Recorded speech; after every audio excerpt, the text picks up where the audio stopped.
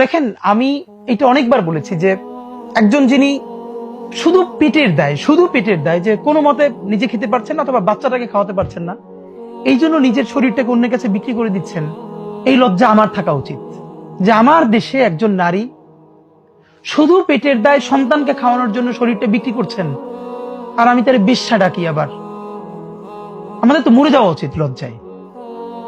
যে অন্য কোনো কারণে প্রতিজ্ঞাবৃত্তি করে তার তো পক্ষে নেওয়ার কোনো কারণ নাই, কিন্তু এমন অনেক মানুষ আছে, আপনি রাতে বের হয়ে দেখেন বাচ্চার মুখে খাবার দিতে পারেন। আপনি খেয়াল করেন, আমার চোখে আপনার চোখে যিনি একজন বেশ্যা, এই মানুষটা যখন এই টাকায় বাচ্চার জন্য একটা খাবার কিনে নিয়ে যাচ্ছে, সেই বাচ্চার চোখে উনি এই দুনিয়ার সব থেকে সম্মানিত জননী। একজন নারীকে দুটো চোখে, একজন তার কাছে জননী আর আমার চোখে বেশ্যা। একটা বিশ্বাস করেন, ন্যূনতম বৈষম্যহীন ইনসাফের সমাজ যতদিনই আমরা সবাই মিলে তৈরি করতে না পারবো, ততদিন আমরা হয়তো কাউরে বেশ্যা আরো অনেক কিছু বলে গালি দিতে পারবো, আমরা একটা ভালো সমাজ পাবো না। এই দায়টা আমাদের সমাজের। আমরা এখনো বিয়ের খাবারে গিয়ে অর্ধেক খাবার নষ্ট না করলে আমরা জাতে উঠতে পারি না।